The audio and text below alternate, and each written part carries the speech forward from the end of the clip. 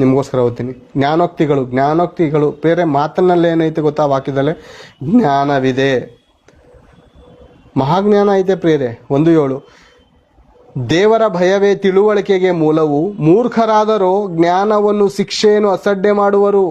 ಮೂರ್ಖರು ಹಣ ಹೋಗಿ ಸೋಲ್ತಾ ಇರ್ತಾರೆ, ವ್ಯಭಿಚಾರ ಮಾಡಿ ತನ್ನ ದೇಹ ಎಲ್ಲ ಹಾಳು ಮಾಡ್ಕೊಳ್ತಾ ಇರ್ತಾರೆ. ಇದು ಪಾಪ, ಇದು ಅಧರ್ಮ, ಇದು ಮೋಸ, ಇದು ಮಾಡಿದ್ರೆ ನನ್ನ ಜೀವನ ಸರ್ವನಾಶ ಆಗುತ್ತೆ ಅಂತ ಗೊತ್ತಿದ್ರು ಈ ಮನುಷ್ಯ ಏನು ಮಾಡ್ತಾನಂದ್ರೆ ಮೂರ್ಖ.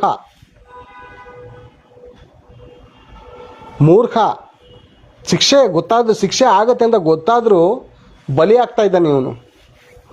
ನಾವು ಆ ಕ್ಯಾಟಗರಿಯಲ್ಲಿ ಇದ್ದೀವ? ಮೂರ್ಖರ ನಾವು? ಬುದ್ಧಿವಂತರಾಗೋಣ ಪ್ರಿಯರೇ.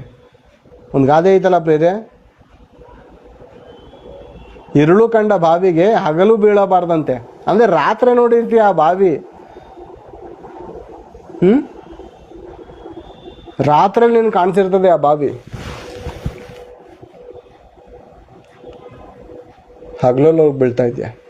ಅಂದರೆ ನಮ್ಗಿಂತ ಮೂರ್ಖರು ಯಾರಾದರೂ ಅವರ? ಅದು ಕಂಡು ಹೋಗಿ ಬೀಳ್ತಾ ಇದೆಯಾ ಅಂತ ಅರ್ಥ. ಕಂಡು ಸೂಸೈಡ್ ಮಾಡ್ಕೋತಾ ಇದೆಯಾ? ಇದೆಲ್ಲ ಮಾಡಿದ್ರೆ ಮರಣ ಬತ್ತ ಅಂತ ಗೊತ್ತಿದ್ರೂ ಹೋಗಿ ಸಾಯ್ತಾ ಇದ್ದೀವಿ ನಾವು.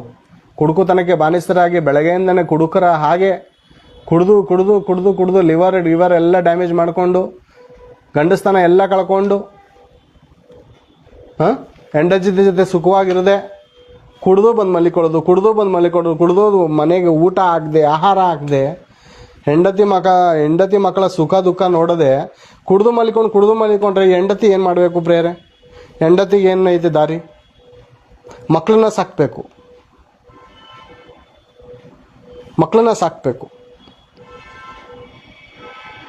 ಗಂಡ ಹೆಂಡತಿ ಅಂದಮೇಲೆ ಆಸೆ ಆಕಾಂಕ್ಷೆಗಳಿರ್ತದೆ. ಇವಾಗ ಏನು ಮಾಡಬೇಕು?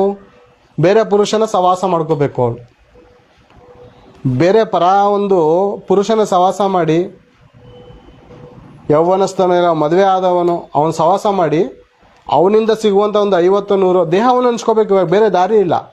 ನೀನು ಕುಡಿದು ಏನಾಗಿದೆ ಅಂದರೆ ನಿನ್ನ ಕೆಲಸಕ್ಕೆ ಬಾರದವನಾಗ್ಬಿಟ್ಟಿದ್ಯಾ. ರೋಗ ತುಂಬಿಕೊಂಡೈತೆ, ದೇಹದಲ್ಲಿ ಶಕ್ತಿ ಇಲ್ಲ. ಕುಡಿಯೋದು ಬಂದು ಮಲಗೋದು, ಮನೆಗೆ ಆಹಾರ, ಹೆಂಡತಿಯ ಸುಖ ದುಃಖ ಏನು ನೋಡದೇ ಇರೋಂಥ ಕಾರಣಕ್ಕೆ ಹೆಂಡತಿ ಆದವ್ರು ಏನು ಮಾಡ್ತಾರೆ? ಈಗ ಪರಪುರುಷನ ಸಹಾಯವನ್ನು ಬೇಡ್ತಾರೆ. ಪರಪುರುಷನ ಸಹಾಯ ಬೇಡುವಾಗ ಸುಮ್ಮನೆ ಅಂತೂ ಯಾರು ಸಹಾಯ ಮಾಡಲ್ಲ. ಅರ್ಥ ಮಾಡ್ಕೊಳ್ಳಿ, ಜ್ಞಾನವಂತರಾಗಿ. ನಾವೆಲ್ಲರೂ ಅಣ್ಣ ತಮ್ಮದಿರು, ಅಕ್ಕ ತಂಗಿರು. ನಿಮ್ಮ ಮನೆಯಲ್ಲಿರುವಂಥ ಮಕ್ಕಳುಗಳು ನನ್ನ ತಂಗಿ, ನನ್ನ ತಾಯಿ, ನನ್ನ ಮಗಳು ಸಮಾನದವರು. ಅರ್ಥ ಮಾಡ್ಕೊಳ್ಳಿ. ನಿಮ್ಮ ಸ್ಥಳದಲ್ಲಿ ನಾನಿದ್ದು